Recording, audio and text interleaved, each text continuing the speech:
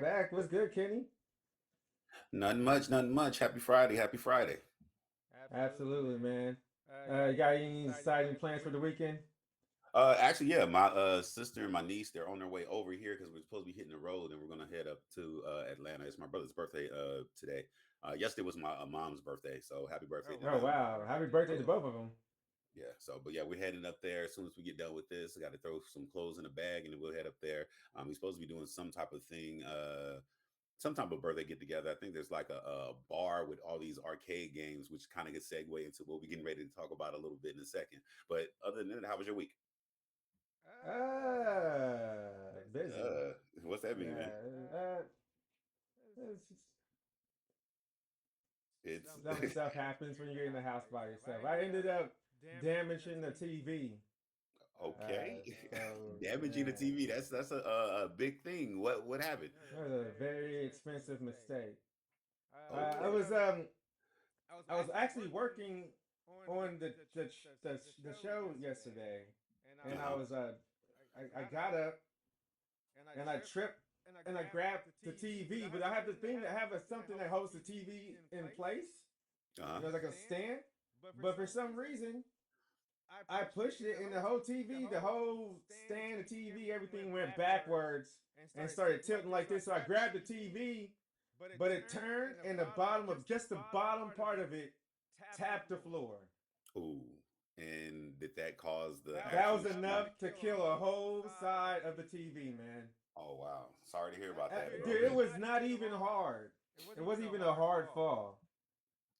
Well, fragile And I and electronics. I I mean, I'm telling you, I was so pissed. At first, I didn't think anything happened, so I took it and I. This time, I was like, you know what? I'm just gonna stick it and put it back on the wall because I had it on a stand.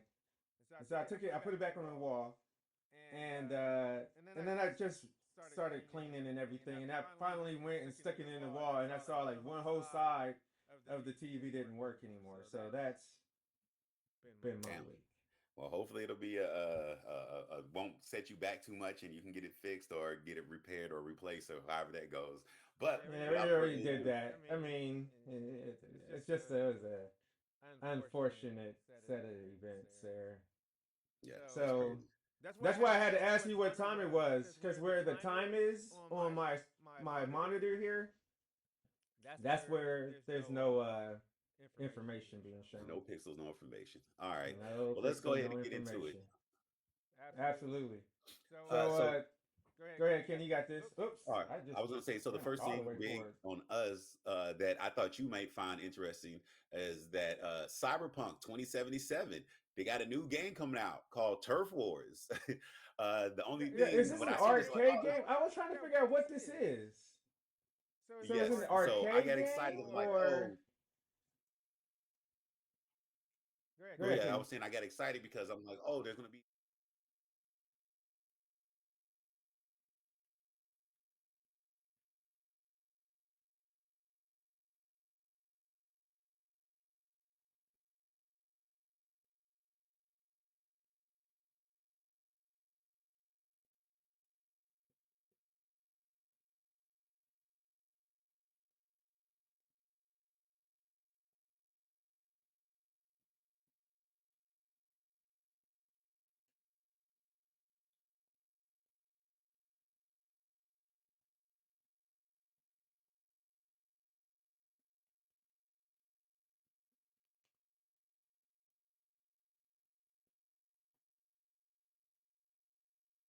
Well, that's unfortunate. Uh, so this is going to be in a arcade environment. At first, I thought it was like a laser gun experience. That's what I first kind of thought it was when I was hearing them talk about it.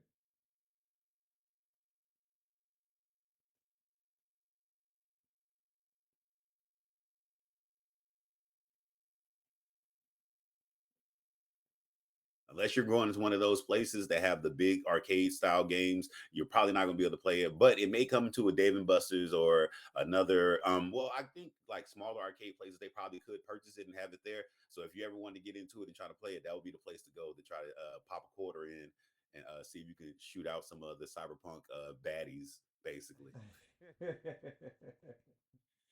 Oh my goodness, man. I'm looking forward to the next Cyberpunk game. Matter of fact, I was just talking to somebody yesterday about this, and I was saying that what they really need to do is come out with the modding tools for the consoles, Hmm. then go and spend all their energy just working on the next game. Like put all your time and your money into the very next game so you can turn it out quickly, right? You can Hmm. just turn it around because Cyberpunk is honestly what a 14-year-old game, 14, Uh, 15. That's how long ago it was snuck to. Like we first heard about Cyberpunk at least 12 years ago. yeah, And then it finally came out in 2020. yeah, And then it got good in like 22 or 23 for non next gen or PC players. Or it may never have. I mean, honestly, it might not even play on the Xbox 360 or the Xbox. I mean, not the Xbox 360, or the Xbox Series X or the Xbox X and the Xbox S, which were the original consoles that it came out for, I believe. Because it was supposed to be a past gen game that couldn't play on past gen systems. hmm. Uh, so I think if they do that, the game will have a lot more longevity because there'll always be people modding it, and why people are modding the game and keeping people in like engaged with the game.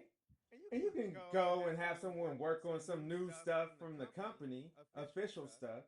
But while the unofficial stuff is going on, spend your energy working on the game and polishing it so it's ready in not 10 years, but let's say 3 years, 2 years.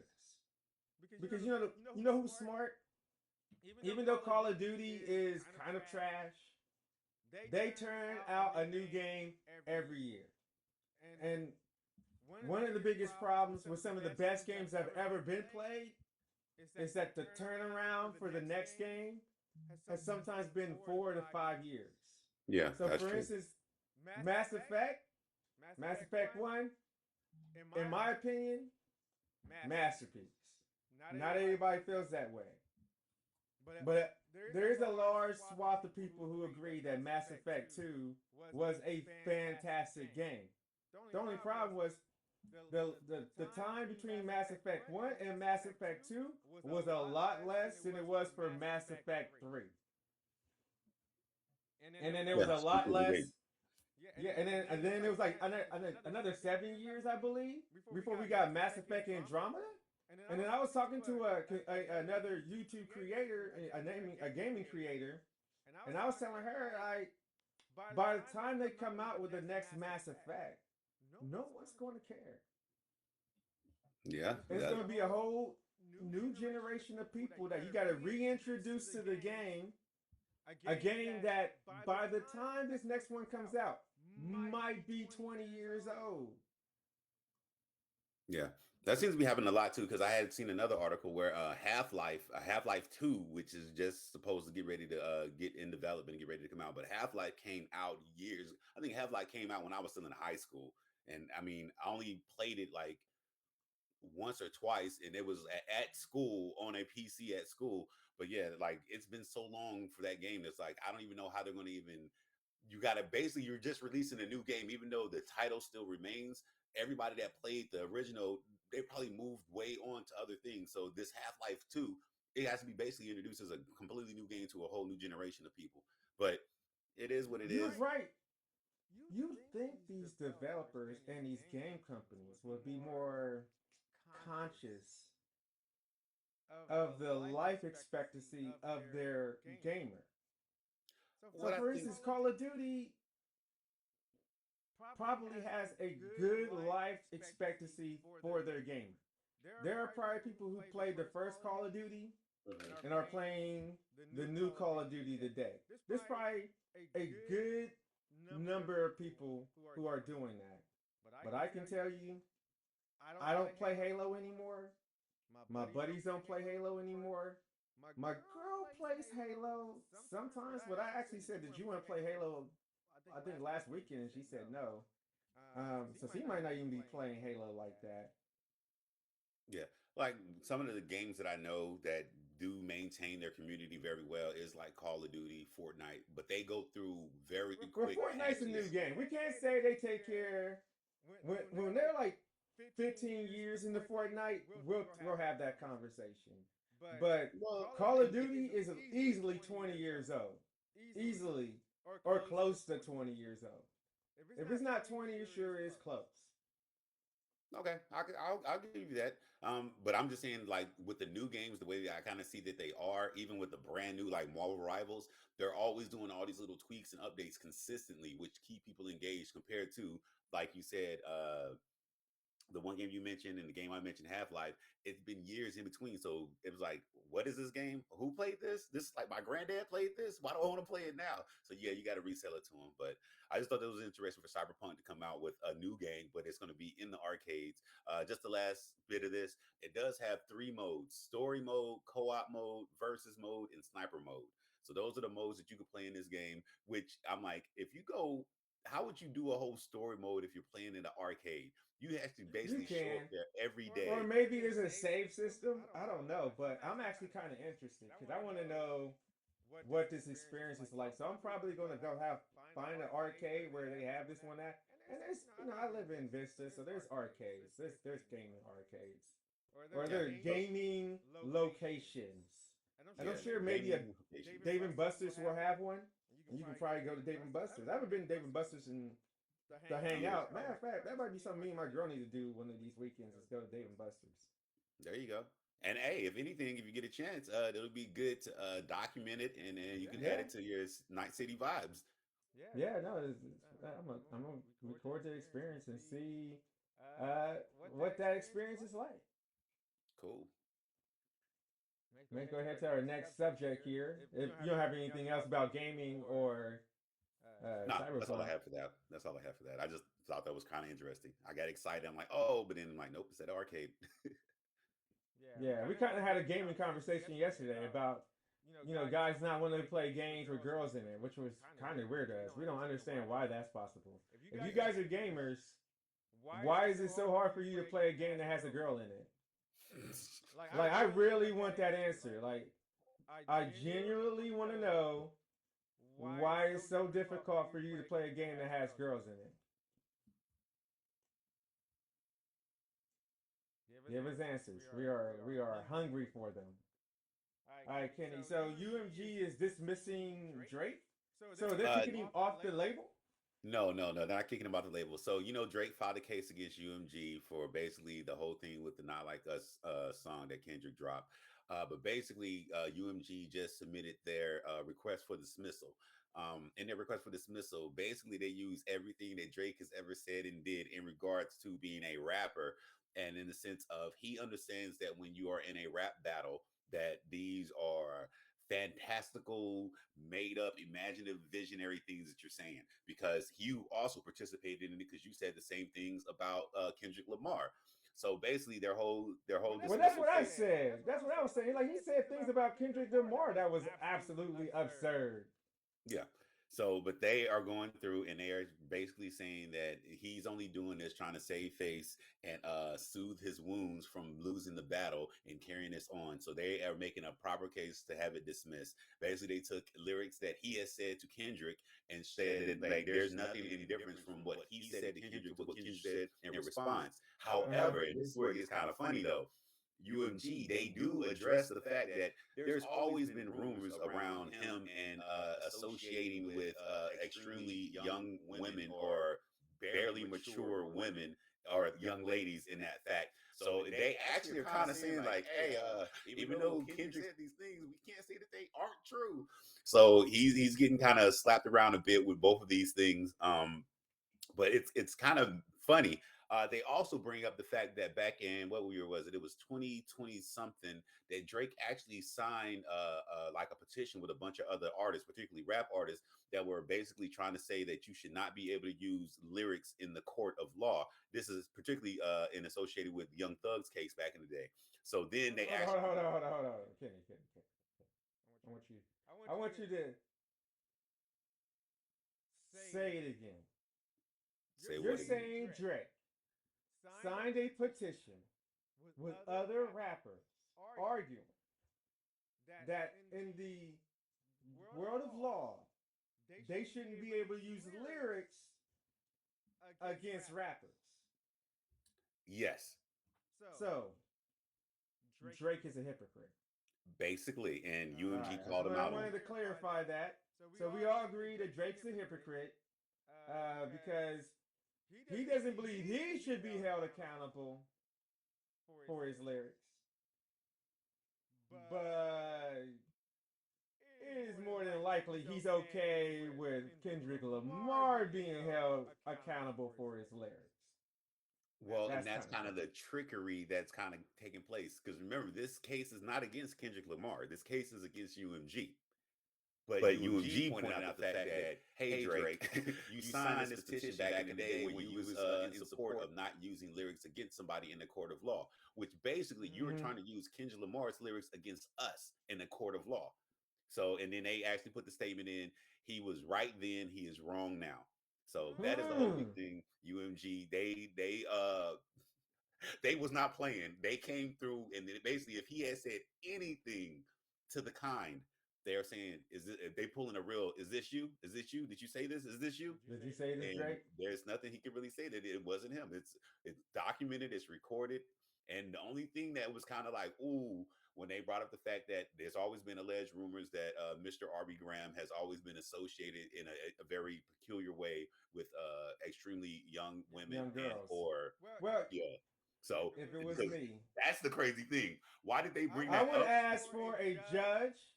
I would ask the judge to call a hearing where we have to show our cards. That would be interesting. Like, here's my evidence, and then say to the judge, then, like, look, this is all my evidence. We went and we just Googled, and Drake was in the DMs of Millie Bobby Brown.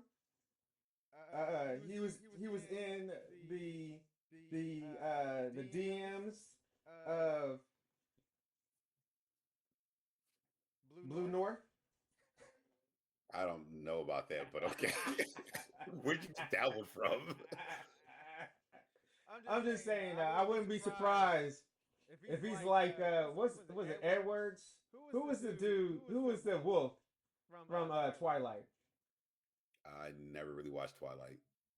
It was the two guys. One was Edwards, and I can't remember the name of the other one. But he's the one that falls in love with Bella's baby. So he's the werewolf. Oh, He okay. falls in love with Bella's baby, even though the baby's a newborn baby. So I'm just saying, Drake may have a few problems with Yeah. young girls. Well, all they stated was that's always been a rumor, and to express a rumor in a song, First Amendment free speech song that we know is a rap battle, as a rap diss, which will be exaggerated, is completely acceptable within the confines of the art form. So You know what Drake did? What he did? Rap has always been about hyperbole. Yeah. You know, it's always like exaggeration. You know, I'm the greatest of all time is an absurd statement. Yeah. This is what rap is. You know, I get more girls than you. I got more gold than you. Yeah. It's always been a part of rap, right? So rap has always been like non-fiction or, you know, loosely tied to fiction. Yes. I agree. And we all agree to that. It would be like Drake and Kanye West and all these guys are comic book writers. Yeah. And then someone wrote a comic book about Drake, exposing him for the things that are rumors are in society.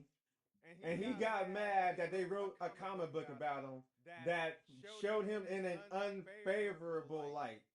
Even though he's always been writing comic books about other guys, putting them in unfavorable lights. Exactly. That's That perfect is analogy. crazy.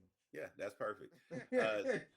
So in the end, Drake's attorney Michael J. Gottlieb stated that UMG is trying to distract from the profiting from the misinformation that led to the violence, and that's another thing that UMG did say, that when Drake filed his suit against them, he basically contrived a lot of the situations that was going on in his life and attributed to just this one individual song.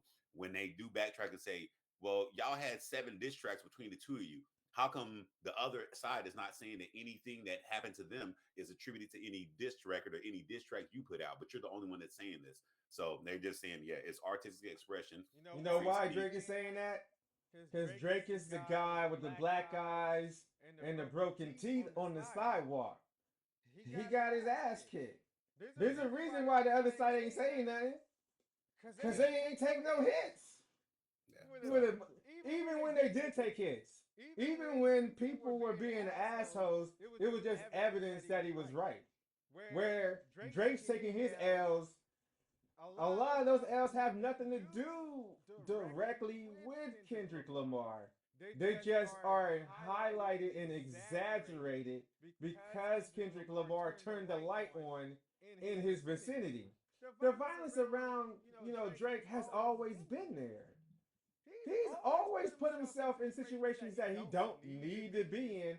It would be like, it'd have been like Tupac suing a record label saying they put him in a situation that got him wrapped up with, Suge Knight and all these gangsters.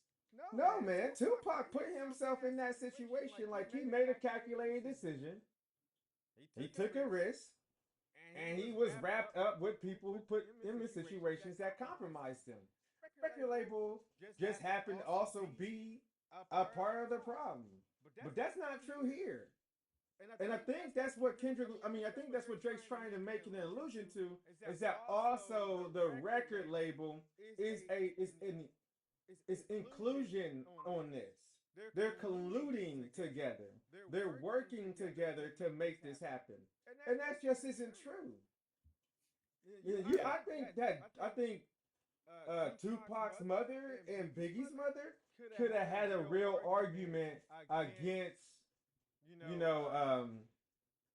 Bad Boy and Death Row, because Death Row and Bad Boy instigated it. Because the CEOs of those companies instigated it. Like actively, consciously voiced their opposition to the other guy. I don't think I've ever heard any CEO for Universal go out and say, I'm with Kendrick Lamar or I'm with Drake. No, because they're making money off of both of them. Yeah, they're making money off of it. They ain't gonna say nothing. They're not gonna say nothing.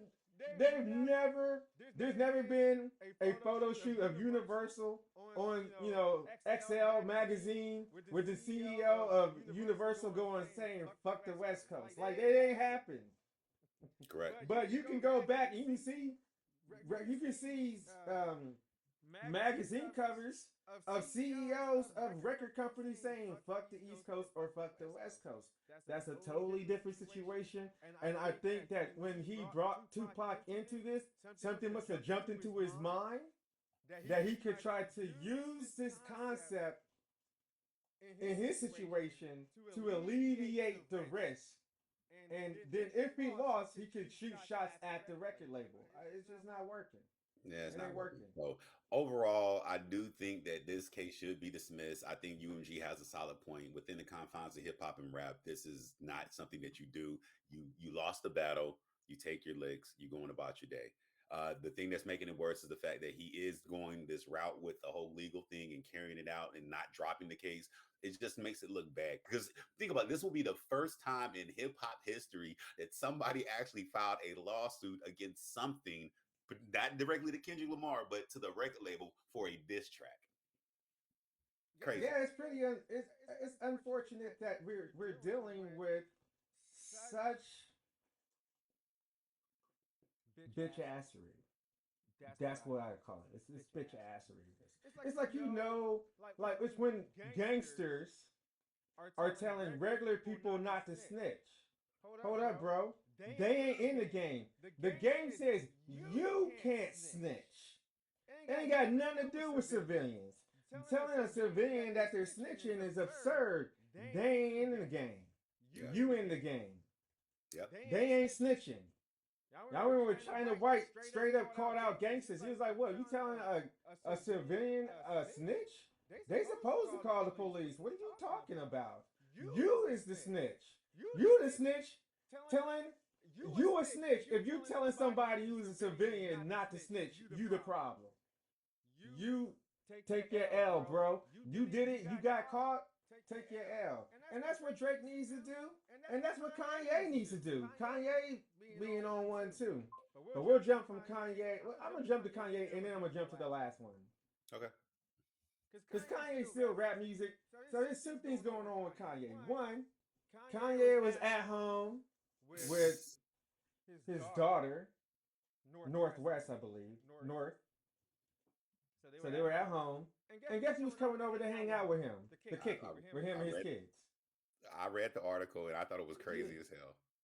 So Andrew Tate's coming over, world-renowned sex trafficker, allegedly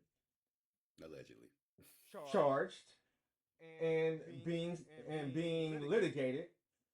And he's the one that's running from you try to get out of the United States right now, so he won't be litigated. He's coming over to Kanye's house. I mean, Kanye has no class. You know what Kanye is? No, you know who Kanye is? Kanye and Elon Musk are the same dude. Kanye and Elon Musk are the same dude. They're the same dude. Black Elon is Kanye West. They have no class, no values, no moral structure. They emote. So when they want someone to like them, they're probably both psychopaths. If you told me Kanye West was a psychopath, I'd probably say, you're right. He's a psychopath. I just know it seems like whatever he has going on in his mind, it is the furthest thing from something that even if you are trying to protect your very small brand of what you would do. And it's like, why are you so much on this thing of real life trolling? Why do you want to hold up. Ria said it waiting on the next cry track for Drake there. It's coming. It's coming. Yeah. Drake needs to just go do regular pop music for a while, or try to get back into acting or something. But yeah, back to this Kanye situation though. Kanye, it just baffles me. Like, you are quote unquote successful. You kind of can do your own thing. Why do the things that are triggering to so many people in such a vicious and heinous type of manner, and then be so nonchalant about it? That's the part that, like, wait a minute, you have a young daughter. You already have a very contentious divorce with Kim Kardashian, who is also in a very interesting figure to say the least too. But then you associate yourself with the Tate brothers when your young daughter is around, knowing the situation that they're in. Then on top of that, you accuse your ex-wife of also participating in certain activities such as sex trafficking. That part, man, was crazy. No, and then the person that kind of assisted in getting you to this level of wealth, notoriety, and fame, you then begin to attack their family too and their kids. Attack it. Saying what he said about Jay-Z's kids was crazy, bro. That was some crazy, stupid shit, man. I do not get why he is so obsessed with. You know what? I think he's jealous of Jay-Z because Jay-Z is sane. Okay. No, I really think. Yeah, at first, I used to get mad at Jay-Z because I thought Jay-Z was like sunning Kanye. But no, he saw Kanye for what he was, a maniac. But he was talented. Yeah. And here's the thing. With maniacs like Kanye West, you either control them or you use them and then get rid of them before they turn into a nuclear weapon around And basically, that's what he is right now. He's a walking nuclear weapon with no regards, no care, and saying and doing some of the most crazy, outlandish things. Like the whole thing when he released the T-shirts with the swastika on it. The fact that his current wife, the Cicerone girl, sister, I forgot her name, but the you. fact Who that she's like, knows? Who no, cares? no, but the fact Naked that chick. she even said, after all the stuff he had her do, the fact that she even said, no, I can't do this. This is not me. This does not represent me. I do not want to be connected to you. And this is your wife because you release T-shirts with swastikas on it. Think about that. After all the other stuff you've had her do, or we assume y'all agreed to do. Mm-hmm. That's just like, dude, you are off the deep end for no reason. And then it baffles me too that there is currently now another woman who looks very much just like Kim Kardashian and the other distraught estranged ex right now. They just popped up out of nowhere too. Oh yeah, you talking about the person he's with now? Yes. He Yeah. hasn't finalized his divorce from her name is Bianca Cicerone Cicineri. Hold on. So they really are getting divorced. Yes, they're currently estranged right now. Ever since the whole swastika T-shirt thing, that's when she's like, "No, this does no." And then like this is like a couple of weeks after you were just butt naked on the red carpet with him. But I mean, I get it makes you stand on something by all means, but then he surely pops out with another woman that looks very similar to the previous two. He's got a thing. Yeah, He got a yeah, very thing. much so. Very. He's got a type, and it's Kim Kardashian. Because I thought that Cicerone chick looked like Kim Kardashian. She does. I mean, physique and presence and everything does. The only thing that's simply different is Kim Kardashian now dresses more quote unquote modestly or fully more covered compared to this. I mean, you could argue that the reason why we saw her, Kanye West did control the way Kim Kardashian dressed. And that's not necessarily a bad thing, but it's a thing. I mean, some people Yeah. like, Well, when you have your own personal designer and dresser that can go and fashionista that can say, hey, you look good in this, you look good in this, you should, this, like this compliments you, that doesn't compliment you. But he had her dress the way he thought she existed, maybe. And I don't know if she truly felt like that. There's been an article that says that he looks at the women that are next to him as his muse, and he can control his muse. That was, I forget what article I had seen it in, but they had said that at some point in time. So old riot maker said, I don't know, I'm still confused how that wasn't indecent exposure. I mean, for indecent exposure to be, if it was in Atlanta, maybe. I mean, if it was in Ohio, maybe. But this is California. Like, we're not, for one, seeing someone's nipples or their vagina shouldn't even be something that should be considered indecent exposure. The fact that we sexualize a woman's body so much leads to the atmosphere, the rape atmosphere that we have. And because we have the mentality, when you tell someone they have to cover up, you're saying that their body makes you insecure, and that therefore, if you see their body in a certain way, then you have access to it. It just, to me, nipples aren't anything. But me and Kenny both come from medicine, so we've seen nudity all the time. We come from medicine. We're used to that. But I think in society, I think a woman should be able to walk down the street without a shirt on if that's what she wants. Dudes do it all the time. I think our society created these rules that are just absurd. When it comes to a woman's body, we've created these indecency, and it's really just about a patriarchy. I mean, to say that a woman's breasts are indecent if seen in public is an act of patriarchy. It's what we normalize and what we demonize. And we got to get away from normalizing the sexualization of a woman's body in that form. They should be able to be free just like men are. No one No one talks. No one tells a man what they pretty much can and cannot wear. And if a man was naked, walked out on that thing and was naked that night in any form, no one probably they'd be like, "Oh, how brave he was to show his balls." It's brave when a man does it, but it isn't when a woman does it. In public, public is public. Public means anybody have access to it. Your personal insecurities, whether you have them or not, should not elude someone from their freedom and representation in public.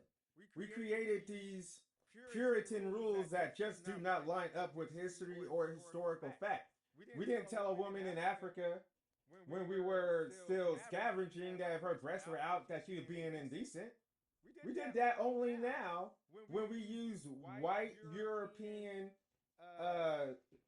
theocracy to demonize the bodies of humanity. We take things that are normal and turn them into something sexual.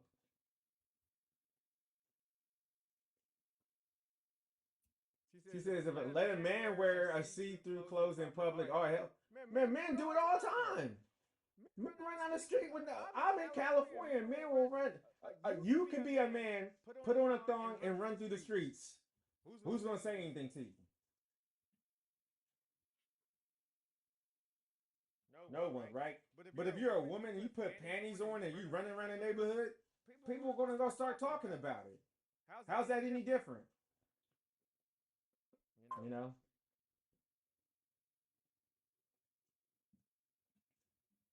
Cali does count. It's a part of the world. Cali, you can do it in Europe. You can go to Spain. You can go to France. You can go to Deutsch. You can go to Switzerland. You can go to a bunch of European countries. You can go to a bunch of Asian countries where people just walk nude on beaches and they're nude in public. It's only us that create these wild things. Cali is not wild as fuck. Cali is if you lived in Cali, you'd probably be a lot happier. I'm telling you right now, if you could afford to live in California, you would be happier because nobody would fuck with you. You, whatever type of person you are, that's who you are. No one cares. You want to walk around with big purple hair and a dress? Who cares? No one gives a shit. Do you? As long as you ain't bothering me, I don't care. Everybody in your business, that's a weird thing. People telling you how you should dress or how you should talk, that's crazy. Y'all, if you're in the South or you're in the Midwest, y'all weird to me. Having your neighbor tell you what you can and cannot do, that is not freedom. It's crazy. They're telling us in Cali we're crazy because we're free. We're crazy as shit. Because if you want to, dress a certain way, you want to be a surfer, you want to be a nomad, you want to be a person who speaks to politics, you want to stand up against injustice, you can do all that. And no one out here going to get in your face. Ain't nobody. Nazis ain't walking down our streets because they know they ain't safe. But they walk through your neighborhood because they feel safe. That crazy. Right? Ain't no Nazi brave enough to walk through my neighborhood. And I live in a Republican neighborhood. And I don't feel safe walking through our neighborhood. But they walk through yours. All right, let's keep it going with the next one thing. I'm just saying, we get to have a conversation with a watcher. This is how you build a community, right? That's crazy to me. The fact that Nazis and white nationalists feel safe walking through your neighborhood, there would be. Look, I live in a neighborhood full of ex-Marines and Army sergeants and Navy admirals and Navy sailors. You walk through our neighborhood, we will beat that motherfucker to death. I don't know how y'all can get that. I don't know how y'all okay with the Nazis coming to your neighborhood. When those black people in Ohio stood up and beat them motherfuckers down, I say that's only because they were black. Because if they were white, they would have ran through that neighborhood and they would have been like, oh, well, that's freedom of speech. Yo, you got freedom of speech. I ain't the government. So that means I get to beat that ass. And that's what we do in Cali. We beat that ass. That's why I love being out here. My buddy's in the South right now. He moving back to Cali. He says, fuck the South. Nah, I love the South. Look, I can't let you get away with that one. I love the South. I love being here. Fuck the South. You know Nah, what I'm saying? I love the South. Fuck the white people in the South. My black brothers and sisters, I got love for you. Y'all got to deal. Y'all strong. Y'all got that heart. Y'all willing to deal with that bullshit. I would have fucking killed my neighbor. He thought he could talk to me crazy. All right, what we got? My buddy was in Atlanta. He was in Atlanta. He hated Atlanta. He was in Atlanta. And he was like, he can't stand the racism. And I was like, God damn, he was in Atlanta. I find that hard to believe because that's where Sean is. He said he fucking hated it. And then finally moved back. But I remember Sean is from Boston though. Yeah, he's from Boston. Yeah, that's way different. He's from up north. That's he's like, different. I can't do this. Yeah. It's too much. And that's the thing. Like the liberals, those who are progressives, they moved to Cali. Why? Because I would kill my neighbor if they thought they could put up a Nazi flag. Like, it's game on. I'll fuck you up. I don't understand how y'all can be cool with your neighbor who's a Nazi. You know what I'm saying? Like, I always wondered that too. Like, how you cool with that guy? Like, I would be putting shit in his water. I'd be shutting shit off. I'd be cutting his electricity. They'd be like, yo, why are you harassing that dude? I'm not harassing him. I'm rejecting that guy. I'm making his life difficult. He a Nazi. I'm supposed to do two things to Nazis. My grandfather fought in World War II. You kill Nazis. That's what you do to Nazis. You ain't friends with them. You don't like cool with them. For the sake of time and the fact that I'm heading to Atlanta later today, you want to go into the next thing? So I watched the Electric State. Now, I don't know. Maybe I'm lame because I liked it. I really enjoyed this film. It was the first time I could watch a film and turn my mind off and just go, this is good. I haven't read the book. I hear the book is a lot more antagonistic than this film was. So in the aspect that it was a lot more dark and a lot more dreary. He says, have a safe trip to Atlanta, Kenny. I bet. Thank you. I like Atlanta though. So I mean, I've been to Atlanta. I didn't live in Atlanta. I can tell you one thing I didn't like about Atlanta though. I don't like how you guys go to the restaurants. That shit's stupid to me. Like having to make reservations to eat inside the restaurant you just went to. Like I'm here, I'm outside, but I would have had to make a reservation before I got here to eat at this particular space. That weird to me. Why is that like that? The thing I will say about Atlanta, and we'll get back to this, is Atlanta has this culture of being well off. It is the kind of nose up high acidity states that they want to kind of perpetuate and do in. I'm down here in Savannah. Savannah is more country. It's more like, hey, you show up when you show up, come as you are. But that will be the one thing that I can say about being at Atlanta. It's a huge metropolitan city. Everything is there. Heavy Black population. And also there's money in that city. So to move around like you got money, you have to make reservations for stuff. That's the truth that I've always known. But nah, I'm in the country. I don't have to deal with it. Look, I walk in, wife beater t-shirt on, my cargo shorts, and just get a plate. But that's the difference. I'm from Ohio. I'm from Columbus, Ohio. I'm from the most confusing. I'm from the East Coast of Ohio, because that's what Columbus is. Columbus is the East Coast of all of Ohio. So if you're in Columbus, you're an East Coast mentality. Most of the people come from New York or Boston or Chicago or Cali.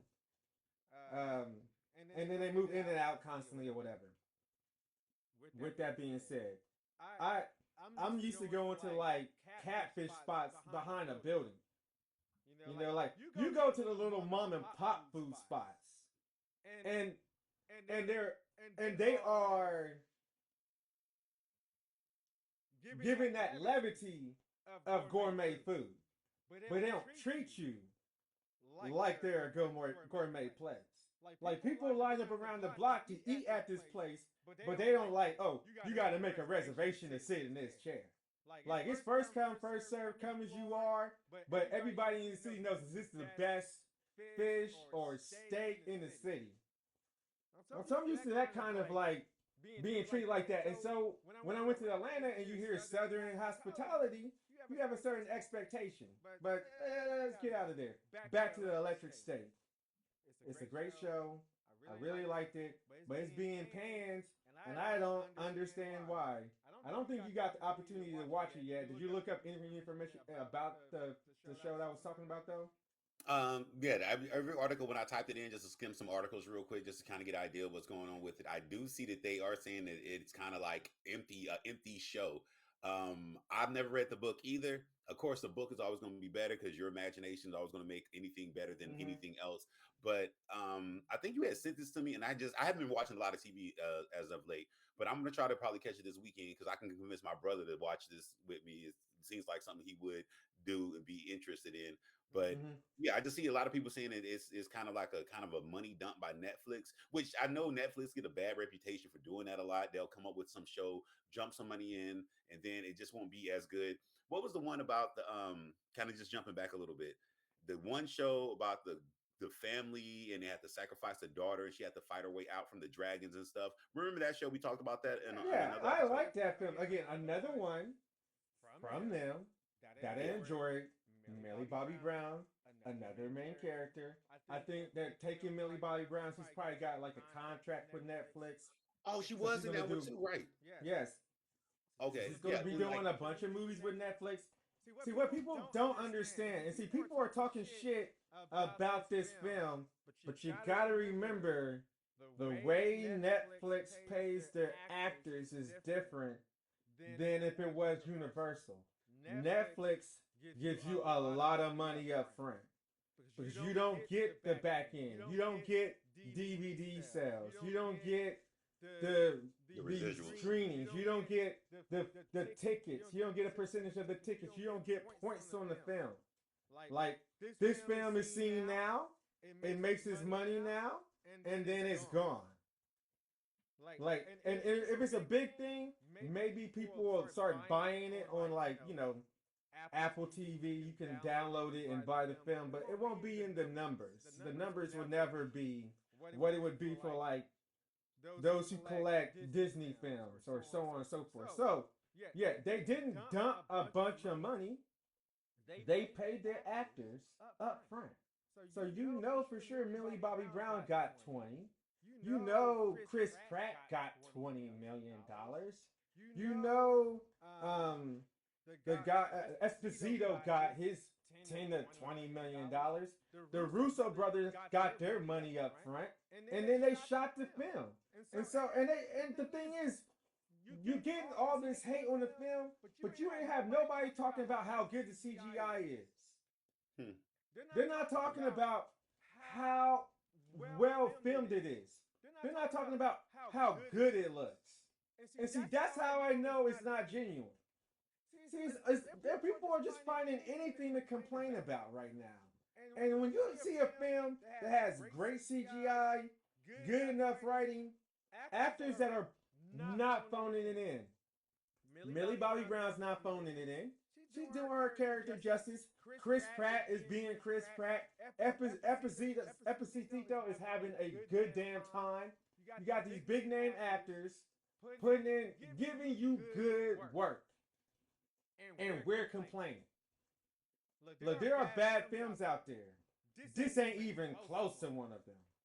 Are they trying to argue that the Electric State is somehow the same as the Spider-Girl movie? Word? No. Don't play with me. It says there's an echo on me. Let me see where it's coming from here. Go Said he across. started watch Strange. Shout out to you coming through. He said I started watching One, this two, movie three. last night. How did you like it? I haven't seen it yet. I'm gonna probably try to get into it this weekend. What is going on? Yeah, it's just I got a double sound coming in somewhere. Well, no, I know that, but I was like, he was saying don't play Daryl like that. Oh, But yeah, so I haven't watched this. I probably gonna try to get into it, watch it this weekend, and I'll give you my little bit on it sometime, probably next week. But even based on the other movie that we were talking about that Millie Bobby Brown played in, it was okay, but it wasn't like, oh. But I think that's the problem that a lot of people have. I think for whatever reason they think Netflix is going to drop some type of blockbuster movie for real, for real. I don't think what they've dropped good films. There's I mean, good, but remember blockbuster. I don't think Netflix is in the overall thought process of making a blockbuster movie. Now they'll do it with a series, but I don't think they really when they make a movie, I think they get a good story, they find the actors and actresses that they want, they put the money in that they know they need to make it good, but I don't think uh, they ever go overboard to like give a big production. Because even I'm trying to think of what other movie on Netflix I really watched that it was Bird even really Box was good. Bird Box was a good film. I was good it storyline. Bird Box was cool. okay? Was it? And then you also had the TV series. Well, I think they The do more with their TV series, but I'm like their okay. movies. But I'm gonna give this a try, check it out, and see what it's about, and see if it's something I'm like, oh yeah, I see why people didn't like it, or I see why it was a really good movie and a really good one. But I just always have this feeling about Netflix when they do a movie. I don't think they give it that whole big umph. Also, because they think about it, their own private studio. They don't have to go through all the other, Now I'll agree with you on that. You're right.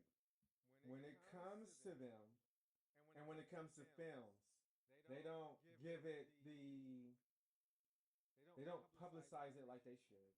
They don't give it the energy behind it like they should. yeah. But they definitely throw the money at it that they should. Okay.